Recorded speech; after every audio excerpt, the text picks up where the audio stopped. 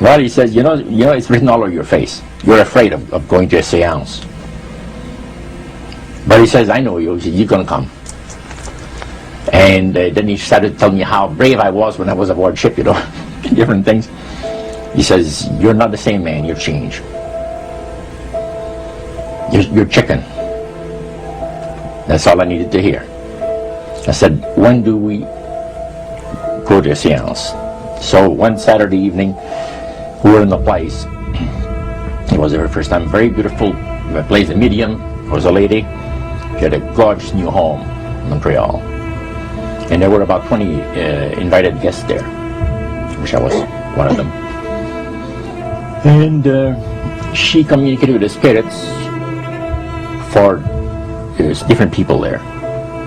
And they were telling them what the spirit said. One man said, I would like to talk to my friend that died 6 months ago. But I don't want him to appear. Just want to talk to him. Because he says, I don't trust you talking to my friend for me. So the medium says, let me inquire of the spirit. Yeah, the spirit will talk with you.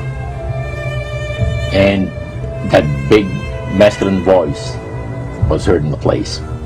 It says, hi Frank, it's nice of you to ask for me to talk with you. And they had a little chat. And after it was over, Frank says, this is the greatest thing on earth, to be able to talk with the spirits of the dead. Then the medium said, we have a very special surprise tonight for you people. A spirit will manifest itself openly here in a few minutes. And it's like a big gust of wind hit the building. And right through the wall.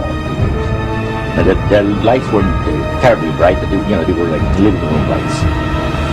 A couple of floor lamps and maybe some of these. And that translucent being seemed to come right out of the wall. How did you feel right at that moment? It's almost like my heart stopped a little bit. You know, very weird feeling. So it was a lady in a beautiful evening gown, swirling. And she said to Mary, my dear sister, you are so wonderful to have asked for me.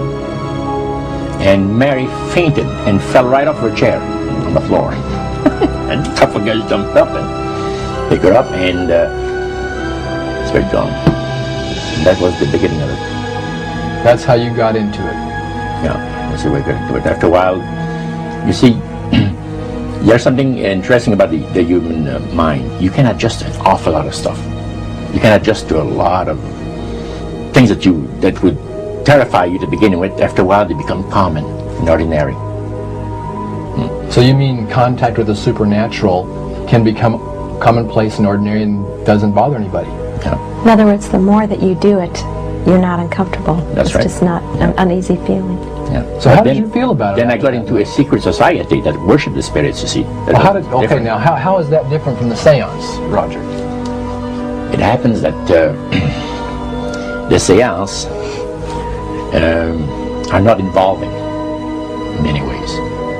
But when you get into a secret society of spirit worshippers, then, and especially when you're invited there by the direction of the higher ups in the spirit world, you never get out of there alive.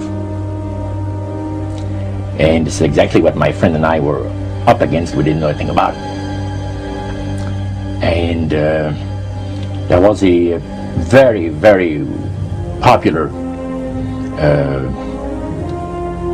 big band leader, jazz musician. band, yeah, very famous. And one night we went to one of these seances, and he was with his wife. So Roger, you're at this restaurant. What happened? We sat there, and we had our favorite alcoholic beverages, you know. And as we talked,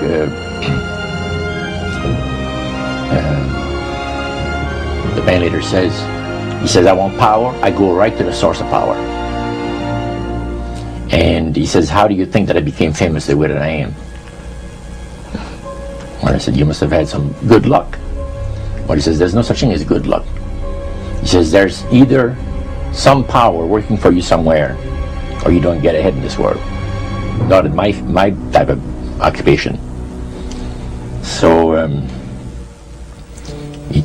it went from there. We got talking about spirit worship. Did it intrigue you?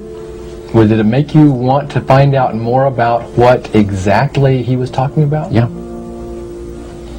So he said the supposed spirits of the dead that you're talking with are demon spirits. They're fallen angels. They're beautiful beings. Just set it out, just like Oh that. yeah. It didn't make you uneasy when he said they were Well, you know, it shocked you a little bit, you know, something that you first hear mentioned to you. He said, you guys have got a great future ahead of you. Because we've been told, the high priest of our society, secret society, has been told that the master has very special plans for you too. Now, what did he mean by the master? Satan. And we were interested to hear more about it. And he told us, he says, look, we worship spirits. We worship Lucifer and all his angels. They're just as beautiful as they did before they were cast out of heaven. He says there was a misunderstanding in the whole thing. He says among the inhabitants of the galaxies. And he says our master was misunderstood. And God did not bear with him like he does with people that make mistakes today. So we're in a warfare, good against evil. And we happen to be the evil ones, but we're not that bad. He says, I look at this business between the forces of good and evil. He says, you believe in one person believe in God, another one believe in Lucifer. It's like politics. So the great controversy is real. And you heard someone talk about it that's on the other side. And to these people, they are sold to the fact that Christ will not return to this planet with power and great glory. He's going to abdicate all claims to the planet, because the high priest once said that Christ will abdicate all claims to the planet because he knows that it is lawfully and rightfully Satan's. And at that time he says, so the priest says, well now, he says, for those of you that are new, let me tell you that this is the most feasible way, he says, to please the spirits is to deride Christ and his people, you know, and his church and all that. So they sing out of Christian hymnals. They didn't sing Christian words to the hymns, however. Well, they changed a lot of them. Yeah, Not it's a form of blasphemy, such as you see today in the rock music world. You see the entertainers, they have these crosses. The ladies got earrings, crosses.